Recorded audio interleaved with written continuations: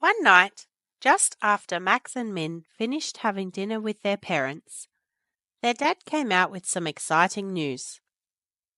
Mum and I have decided to buy another house, kids, as an investment.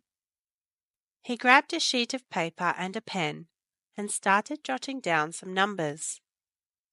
Your mum and I have saved $47,875 in a special account over a number of years, he continued, and we have also arranged a bank loan for another $385,500, so that is how much money we have available. On the other hand, our accountant has advised us to allow for some extra costs, such as a building and pest inspection for $550, legal fees of $2,475, and government taxes of $17,850. Could you please go over these numbers with me to work out what houses we can afford to buy?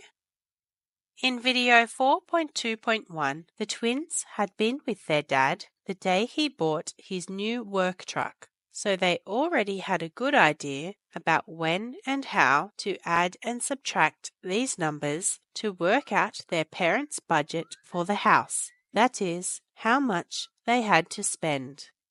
Sure, Dad, Min replied. We would love to help. When you bought your new truck, we added up all the costs, then subtracted that number from the money you had to spend. If we do the same for this house, we will work out your budget. That is correct, Min, said their dad. Our strategy or method can be written like this: total money available minus total costs equals our budget. So firstly, to work out the total money available, piped in Max, we just add your $47,875 saved to the $385,500 you are borrowing from the bank, like this.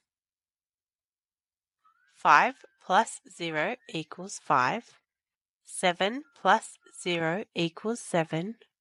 8 plus 5 equals 13.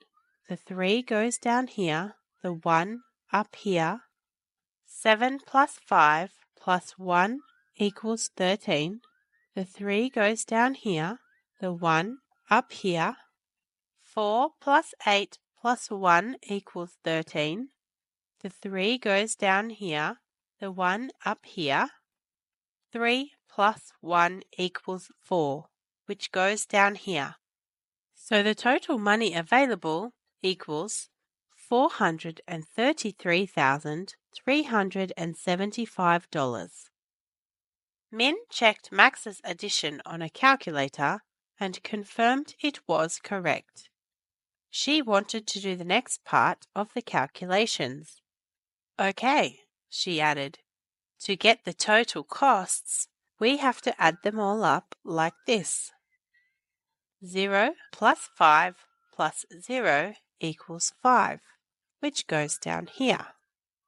5 plus 7 plus 5 equals 17. The 7 goes down here, the 1 up here. 8 plus 4 plus 5 plus 1 equals 18. The 8 goes down here, the 1 up here. 7 plus 2 plus 1 equals 10. The 0 goes down here, the 1 up here. 1 plus 1 equals 2, which goes down here. So the total costs equals $20,875. Max had already worked that out on the calculator, so all good so far. That's great, kids, their dad continued. Let's go back to our original strategy, that is, subtracting the total costs, $20,875, from the total money available, $433,375. Do you want to do that, Max? Of course, his son quickly replied. We always write the subtraction like this, with the number being subtracted below the other number. $433,375 minus $20,875. 5 minus 5 equals 0. 7 minus 7 equals 0. Before we can subtract the 8, we have to take 1 from the thousands column, leaving 2,000 there, and add the 1,000 taken off to the 300, making it 1,300. So now we have 13 minus 8, which equals 5, which goes down here. 2 minus 0 equals 2. 3 minus 2 equals 1. The 4 just comes down here. So the final answer is $412,500. That is your budget, Dad. That's right, Dad, Min continued. You and Mum can afford to buy a house for $412,500. See if you can find a good house for $400,000, so you'll have $12,500 left over to spend on new paint and carpet. Or even better, piped up Max, new bikes for Min and me. And they all laughed.